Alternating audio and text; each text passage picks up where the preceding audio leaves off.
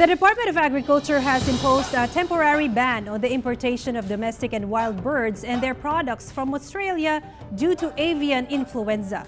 Russell Simorio of GMA Regional TV Balitang Amyanan tells us more live. Russell. Sara, the Department of Agriculture implemented safety measures to prevent the spread of bird flu that was detected in Australia, while some provinces continue to implement safety measures to prevent the spread of African Swine Fever.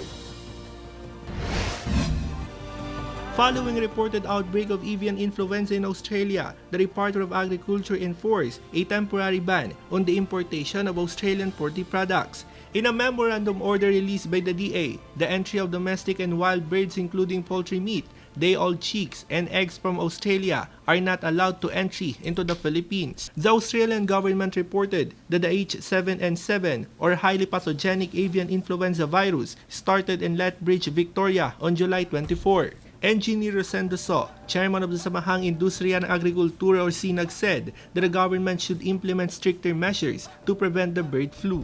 Yung first border inspection dapat ayusin na para at least lahat ng kargamento na papasok is 100% full inspection. So ngayon wala tayong pasilidad na ini-inspect itong mga kargamento. Meanwhile, the Department of Agriculture Regional Office 1 guaranteed a sufficient supply of chicken products despite the implementation of temporary ban.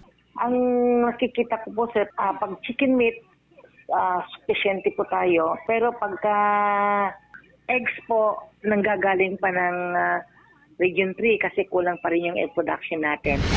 Meanwhile, in Mangaldan, Pangasinan, the price of pork went up as high as 250 pesos per kilo this week.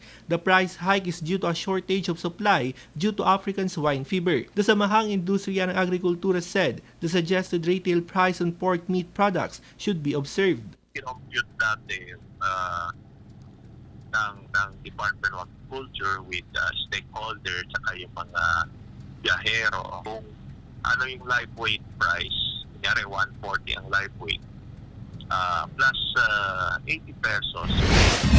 Ilocos Sur recorded its first case of African Swine Fever in Barangay Baryuan, Tagudin, Ilocos Sur. Local authorities immediately implemented a lockdown for 14 days, which started on August 12, but the provincial veterinarian suggested a 1-month lockdown to prevent further spread of ASF.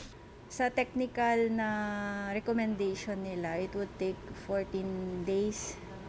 Pero kung ako yan, i-1 month ko sana. Concerned authorities depopulate 81 native pigs from ground zero to a 500-meter radius. They believe that the practice of swill feeding was the main source of ASF infection in the area. Madami lang feeds na pero limited lang, tapos more on toyo, nagiling nga mais, ilotok.